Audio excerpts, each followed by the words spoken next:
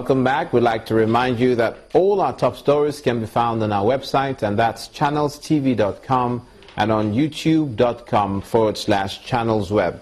Do visit m.channelstv.com to see us live. On your mobile device, you can also download the Channels TV app for Android, iOS, and Windows phones from their respective stores. Now, besides the news and updates, the Channels TV app affords you an opportunity to share those pictures, videos, or even news of happenings around you.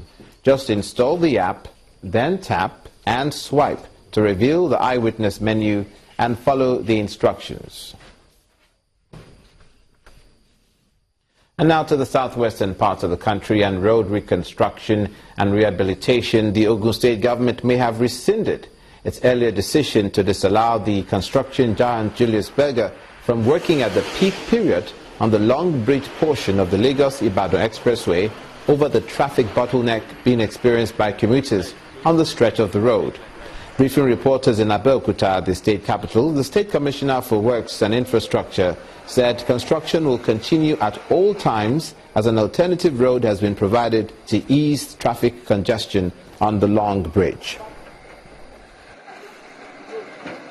This is a road that's normally 3 lanes, and it's going to just scoot to 7 to 2. Now, what happens is that everybody starts going broadways, and you now have about 8 lanes trying to fit into 2 lanes.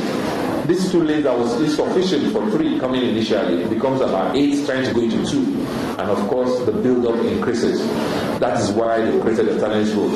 So at such peak periods, what will happen is that the traffic controllers there would divert some vehicles, the smaller vehicles, to go on the health road, and they can come out at the end of the bridge and join the road further on. This, of course, will ease the build-up at that point. This is one of the major solutions that have been provided. A barrier has been provided to make sure that trucks and heavy vehicles don't go on that health road. So the little discomfort that will come during that period, people should just bear that. If people are patient and are disciplined, not forming extra lanes, everybody will go faster. So this is a direct appeal to the public, the users of that road.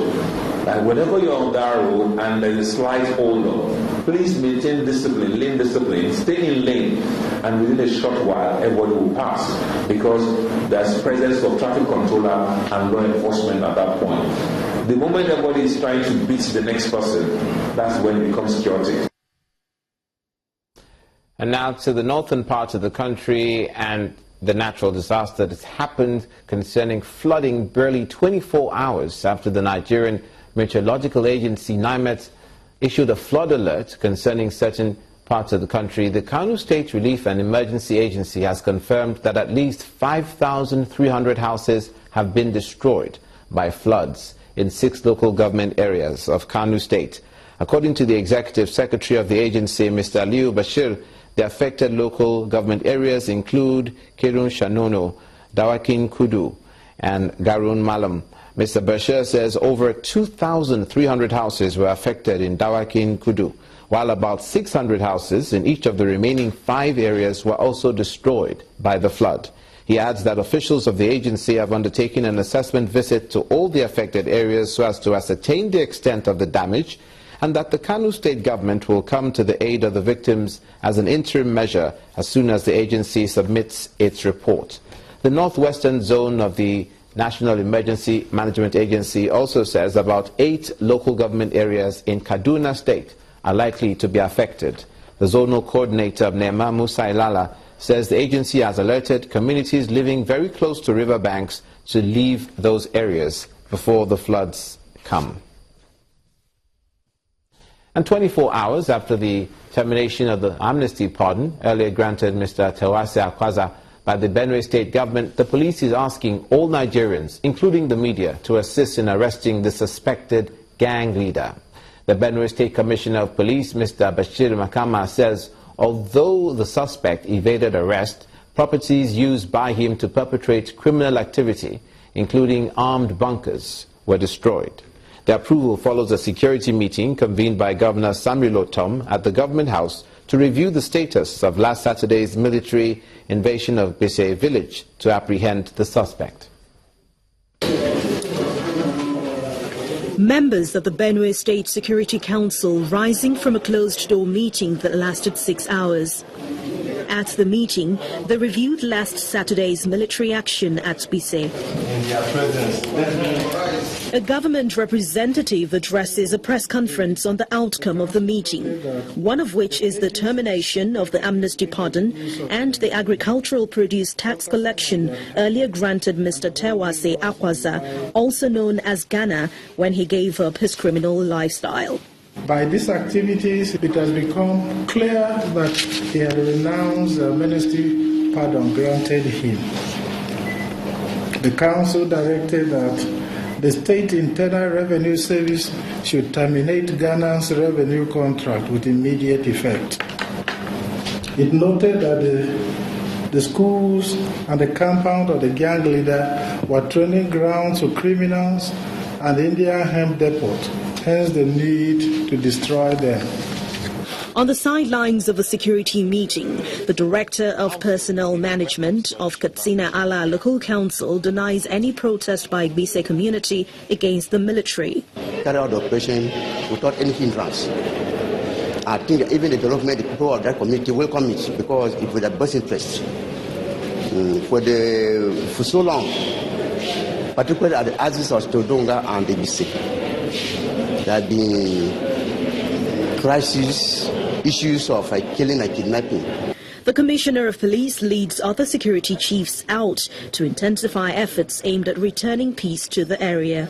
He tells journalists that Ghana is still at large and property used by the gang leader were destroyed in Bise without civilian casualties. You cannot cede your areas to people that do not want peace. We are asking you to volunteer information on how to get in, because security is a collective responsibility. Having agreed that Tewase Akwaza must be brought to justice, the ball is now in the court of the security agencies to fish out the outlawed former amnesty of the Benue state government. The airlift of Muslim pilgrims for the 2016 Hajj has begun with the inaugural flight of 500 passengers to Saudi Arabia from Sokoto State.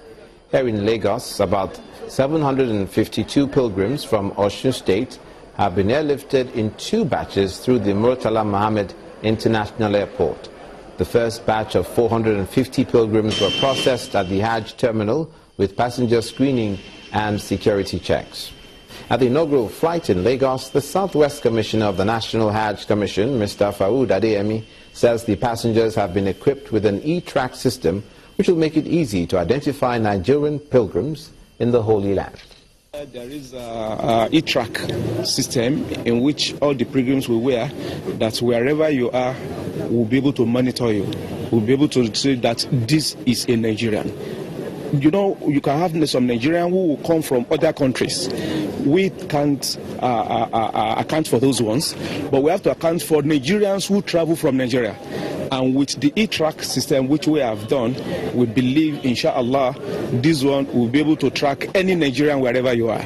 So that one makes it different. And secondly, the accommodation in Medina, this year it is very unique because all Nigerians will stay very close to Haram, where they call Markaziyya. Markaziyya is like municipality. All Nigerians, if they call prayer, wherever you are staying, you can trek to Haram before the commencement of the prayer, which means between 3 to 7 to 10 minutes, you must be able to be in Haram, wherever you are staying as a Nigerian this year. And the Central Bank of Nigeria granted a fixed foreign exchange rate for those to participate in the Hajj. The governor of the bank tells us why in just a moment. Please stay with us.